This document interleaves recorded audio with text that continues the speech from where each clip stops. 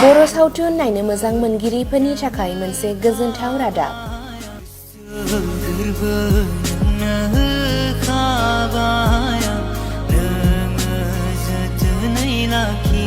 PD प्रडाक्शनजों दिहुनजानो गोनां गोसो गोरबो एलबामनि शुटिंआ सोलिगासिनो दं। गाहायै बे एलबामाव फावखुंगुर महरै 𝒂𝒊𝒏𝒈𝒂𝒓 आरो अभिषेक मोसाहारि आरो फावखुंग्रि महरै रंजाली नार्जारिया फाव खालामदों। बेजों लोगोसे मिथिंगा नार्जारिया डाइरेक्शन आरो प्रडिउस खालामदों।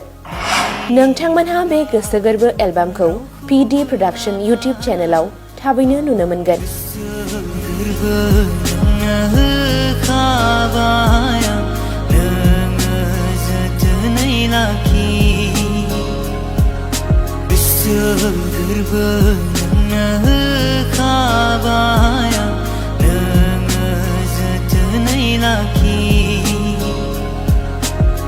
बर' सावथुन नायनो मोजां मोनगिरिफोरनि थाखाय मोनसे गोजोनथाव रादाब।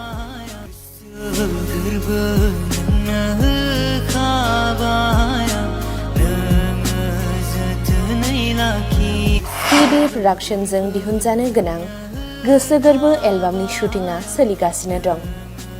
गाहायै बे एलबामाव फावखुंगुर महरै 𝒂𝒊𝒏𝒈𝒂𝒓 आरो अभिषेक मोसाहारि आरो फावखुंग्रि महरै रंजाली नार्जारिया फाव खालामदों।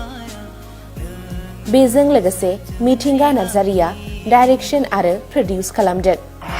नोंथांमोनहा बे गोसो गोरबो एलबामखौ PD प्रडाक्शन इउट्यूब चेनेलाव थाबैनो नुनो मोनगोन।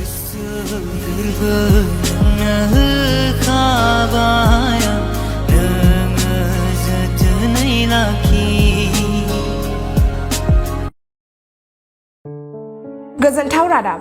नोंथांनि बायदिसिना जेंनाखौ सुस्रांनायनि लामाखौ दिन्थिनानै होनो 𝒃𝒐𝒅𝒐 राजथावनि क'क्राझाराव नुजाथिफैदों।